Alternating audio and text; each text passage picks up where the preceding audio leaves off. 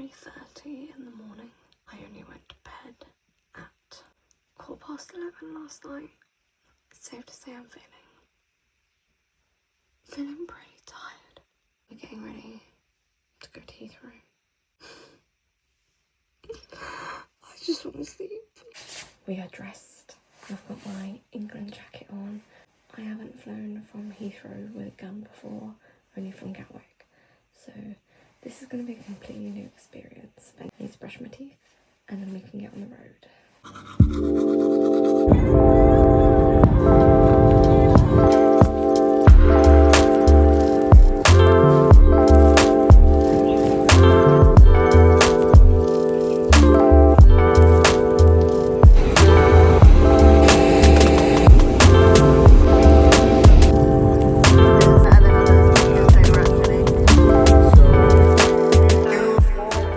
We've made it. Finally. We're here. I'm exhausted, quite frankly. It's been quite a long day. Check-in did not go as smoothly as I wanted it to because they charged me extra at check-in, £75 extra, which I knew there was an extra £125 handling fee. So that I already knew, but they told me that I had to have it checked in as a separate bag, which I've not had before. And the cost for the bag on the gate was £75. The first time though, in quite a while, neither of my bags got pulled at security, so that was great. Went to customs. Customs was super easy. They were super chill. Went to the gate. When my gate was announced, sitting there, headphones on, in my own world, and I thought, this is so weird. Boarding closes in like 10 minutes and there's no one here. I looked up and it said gate closed. And I thought, what the heck? Went back to look at the boarding gates and they changed my gate. I hadn't heard the announcement because I had my headphones on. I had to run. I had to run to make my gate. I was actually the last one onto the plane. But I made it. Made it, just. On the plane, they had, because of the bag charge thing, the guy was nice enough to move me to an aisle seat with a bit of extra leg room. So, you know, my flight wasn't too bad. Landed this side. Passport control. Oh my god.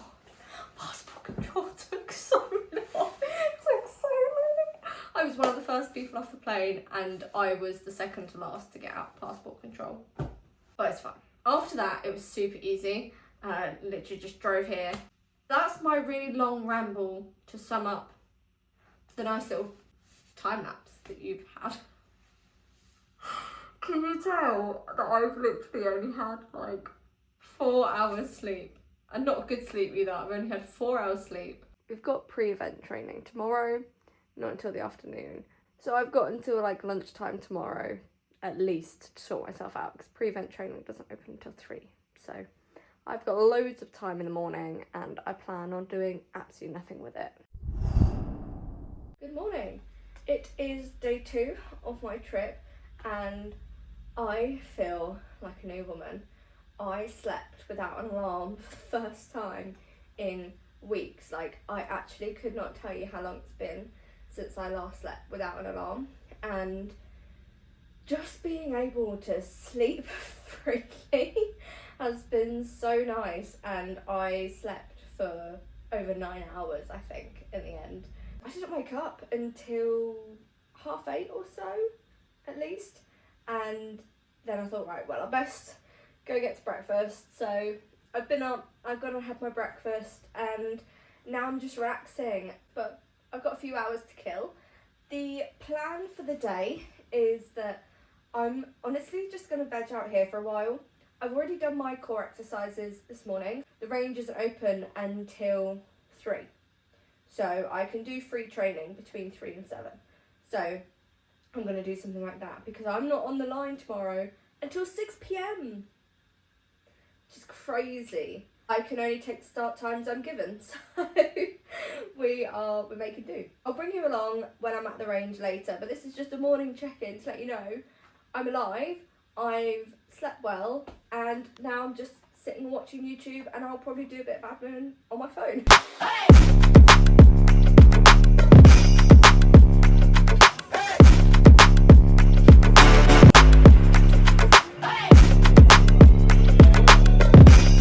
From this year.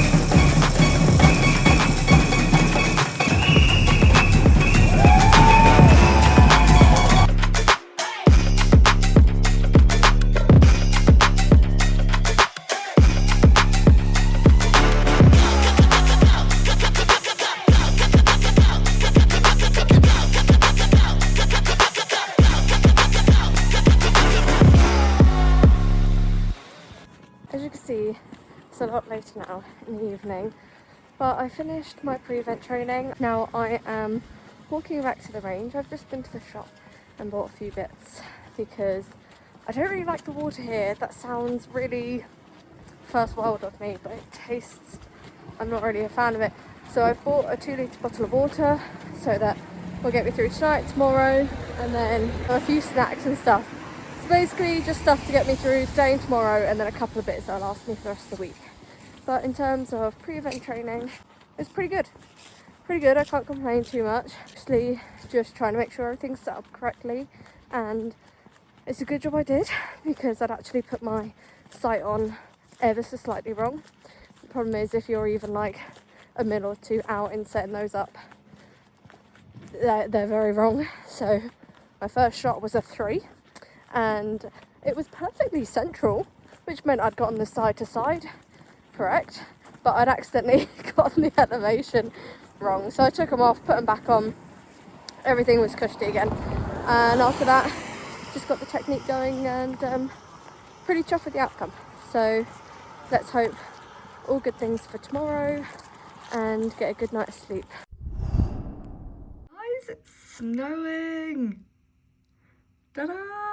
The flakes are definitely coming down. The road is a bit more covered.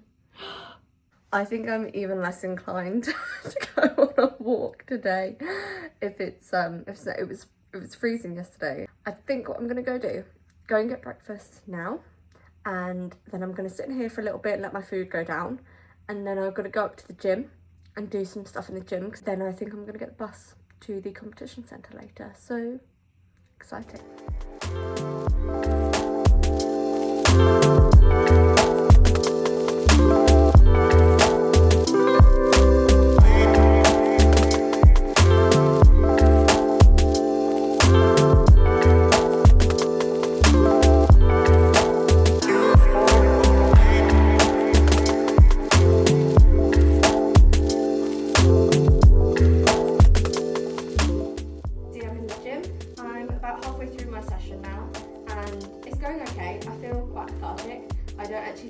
I feel like I'm coming down with something. I don't know if it's because I'm not going outside enough, but it's freezing going outside.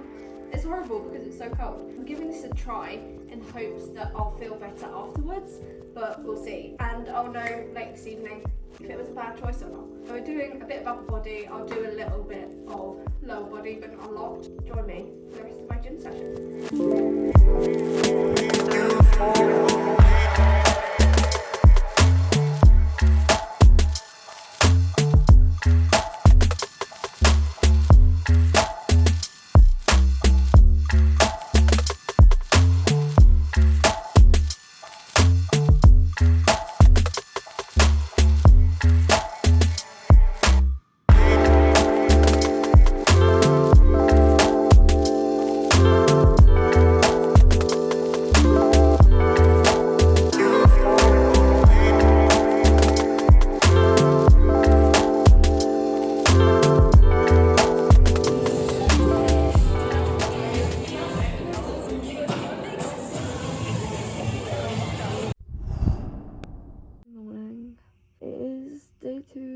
Day two in terms of matches, but it's day 4 of the trip.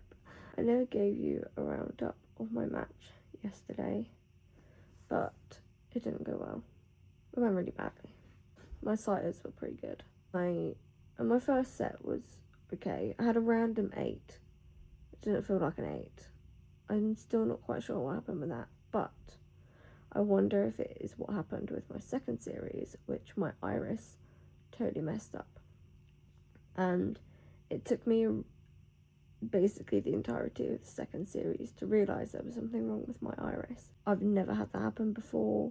I managed to fix it, and then once I'd fixed it, I had to sort of recenter it as well. Also having really intense nausea. I've not been feeling well since I got here. I've actually been feeling pretty ropey most of the time. Maybe I'll feel a bit better, but the nausea was immense, really immense as I was shooting. It just wasn't good. It just wasn't good. But it's currently not even 6 a.m. It's currently about 10 to 6 in the morning. And I'm going to start getting ready. I've got a taxi booked for 7:15. Breakfast opens at 6:30, so I'm literally going to wolf breakfast down in between those two times. You might be going, Courtney, why are you up at 5:45 if you're not shooting until 9?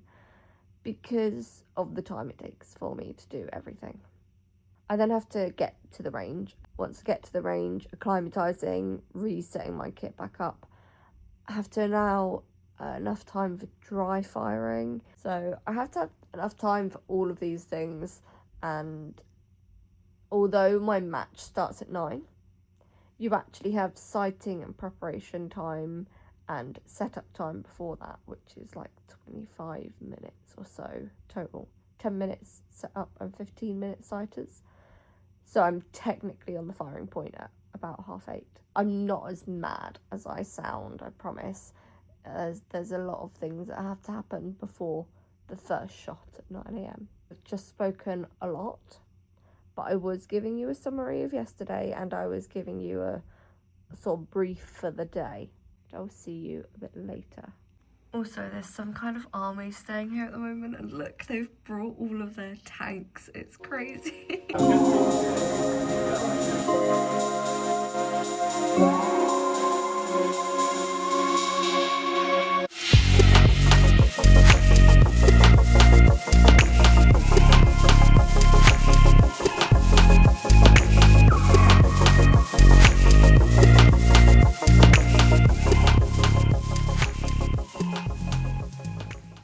Of athlete integrity, I am just going to insert a few clips from last night from the joined dinner, which was really nice. It was basically most of the participants and all of the organisers getting together and having one big like buffet banquet style dinner. It was a really nice evening and we played loads of pool and I met loads of new people, stuff like that. There was a group of us who stayed up quite late, and yeah, so this morning was definitely worth having a lay-in for. As far as my match yesterday goes, because I realised I literally got like no footage yesterday, and to be honest, it sounds so bad, I didn't even text my coach, I didn't write an evaluation in my journal. I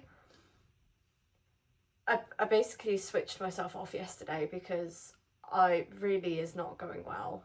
Day one was not good.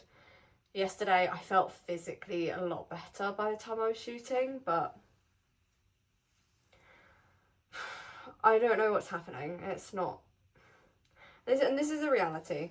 This is a reality of competing, and it's really difficult. And I didn't text the coach that I've been preparing with this competition for. I texted my main coach, and I said to him, I just don't know what to do.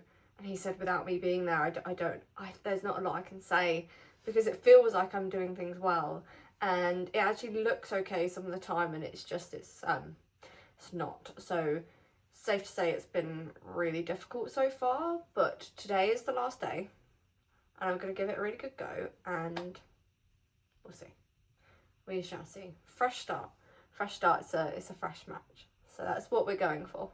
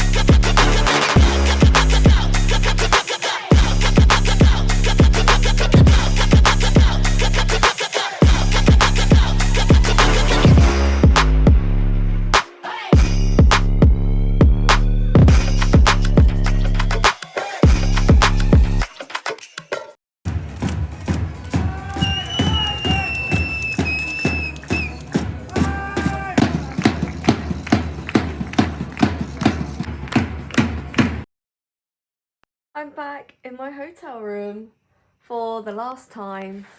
So I shot my final match today and I feel a lot better about it. You know, after day one being really rough, I felt so rough and the match was not good. And then day two, the match felt mostly fine, but I just could not hit the middle to save my life. And then going out last night, having a very late night, kind of having a slow morning today, I think it was perfect. I think it was perfect, to be honest. I think it was just what I needed. And actually, before I shot, I was really social. I spoke to so many people. I met loads of really great people today. 2 people from Colombia, one who lives in Denmark, but one who does live in Colombia, and it's going to take him 2 days to get home. A couple of people from India, and I just spoke to my other new friends, so a few Danish people, and everyone. And it was so nice. It was so nice to be sociable before my match. Normally I shut everything off, but actually it was a really nice time. Went on the firing line, I felt a lot lighter, and I had a new focus for today, which was more to do with the sight picture and the quality of the sight picture. And it really worked, actually. And, you know, when it was good, it was really good. And actually all of my groups are pretty okay, but they kept moving around the target, which is something to do with head position or potentially cant on the rifle. So the angle that the rifle is tilted at could potentially have changed. But either way, I actually feel like I delivered on what I wanted to 90% of the time. And that is a really good percentage, which I'm really happy with. And my coaches have said, like, that's really good. It was 10 points better than the previous days. And that includes in the last shot, which was the most insane shot I think I've ever taken. Honestly, even now, I feel like it could get my heart racing. In a line of nearly 45 people, right? I am the only person left on the firing point. Every single other person has finished. I'm the only one left. In the middle of the room, because my firing point was in the centre of all these 45 lanes, I was in the middle of the room, which is where the entrance doors are, which is directly below all the scoreboards. And there's audiences, which you'll have seen in this video, audiences sitting in spectator seats. I have never felt more eyes on me than I did in that moment. And I had 1 minute. 1 minute remaining to take my shot. I have no... Honestly, and it was a 9.3. It looked fine. I must have just put my head in the wrong place just out of a bit of nerves. That was the hardest shot I've ever taken. That was how my match ended today. It was kind of crazy. I've just got to keep trying. I just have to keep trying. So were the outcomes what I wanted this week? No. But this is the reality, honestly, of competing. It's ups, it's downs. You know, last week it was like I could not miss. And this week it's felt so tiny and so difficult to get it. I've enjoyed my time nonetheless. It's the people who really made this atmosphere, and the organisers were incredible, and I just had the best time. So to any shooters who considering come to the Denmark Open, because it's really good fun. You'll have a really nice time. And anybody else, I don't know, go to Denmark at some point.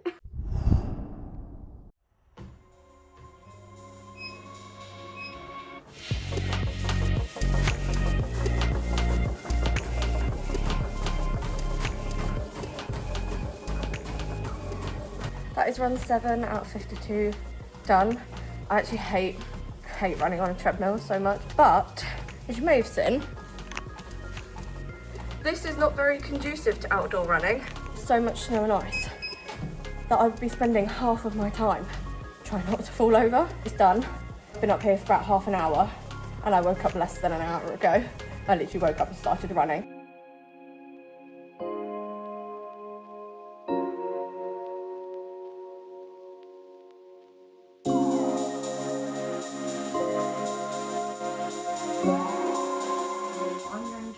You how I pack my rifle to fly, because it is a process.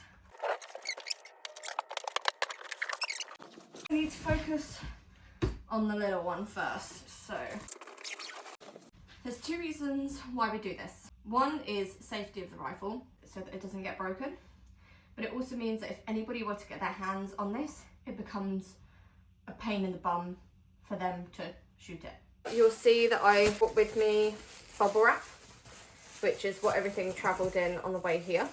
Literally every single time I travel with my gun, my butt plate is never on it, which is why I have it marked up. So I'm just going to put the butt plate inside some bubble wrap. Now, this step is not necessary, but last time I flew, they managed to bend, I think it was my cheek piece or something. And so I thought this time I'm taking no risks. Everything is getting really protected. Next, we're going to take off the sights.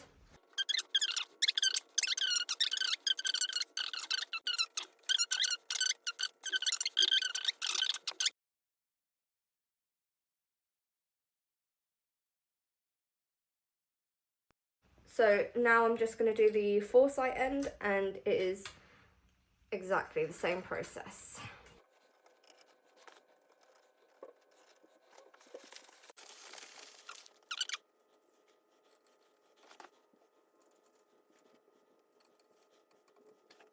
Okay, now as you can see, this has become much more annoying to try and shoot if somebody were to get it. There's no back end, my cylinder is already out and I just need to empty the air, so I'll show you how I do that. And I've taken all the sights off. This is now a pain in the bum, which is exactly what we want. Okay, time for the loud fun bit of emptying the air cylinder. So this is what it looks like on the end. So it's got a gauge on the end and it's currently got about 150 bar of pressure in here. And when we shoot, we take it up to 200 bar, which is right at the end of the green zone. If this goes on a plane, obviously with the pressure, it's gonna basically make this blow. So we need to take all the air out of it. And this unassuming little black thing is how you do it on this specific cylinder type. I just screw this on. The second this is tight, it's gonna start emptying this. Ready?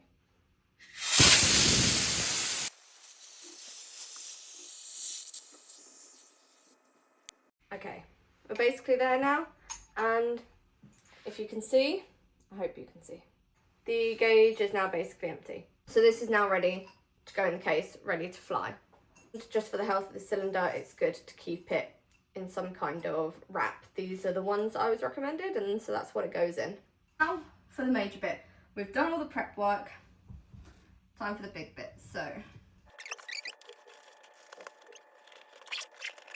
I only use a soft case when I fly. I use a hard case all the other time when I'm at home. Pelly case, and pelly cases are amazing for flying, and they're big enough to fit another case inside them, which is the benefit. They do normally come with foam. I personally prefer to travel without foam and with a soft case. And you're probably going, Courtney, there's loads of room in here. And you're correct.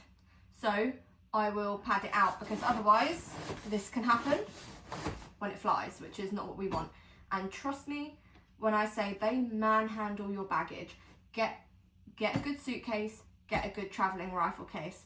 They throw baggage around, I'm telling you, even when it's a gun. Big clothes. Big clothes is the plan. You have to open your rifle case at customs. Do they always look at me weird when I open my case and there's clothes in there? Yes. But if they were to ask for any kind of justification, I have good reason. I can show them this video now. Easy. That is how I pack my rifle case to fly.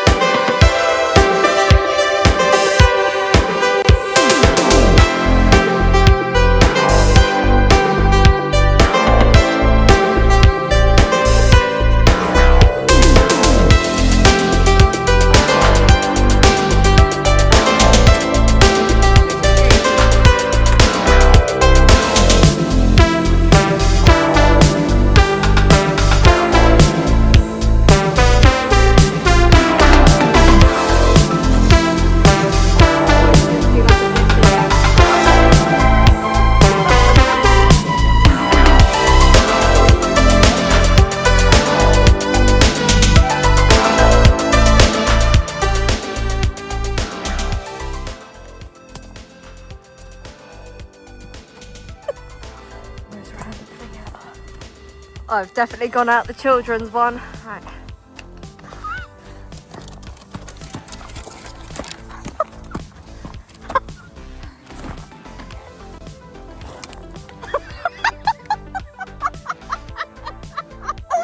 I didn't realise I might run up and stop. And the fact that you were waiting there too. Ross, turn around. We made it to Legoland. It's freezing. Got a hotel, all the ticket bits, the most colourful toilets you've ever seen. I'm literally like 2 miles from the airport. I'm going to be about 5 hours early for my flight. I dropped it in the snow and there's water in the charging cable, but I made it to the airport and I'm just waiting for my check-in time.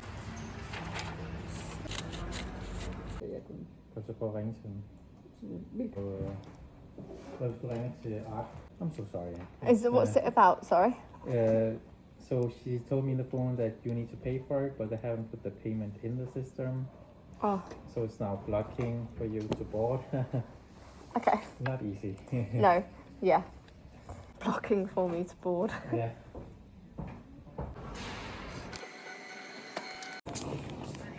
That took 1 hour. 1 hour to get all of that through, and I have 5 minutes until my gate is announced. So not very long.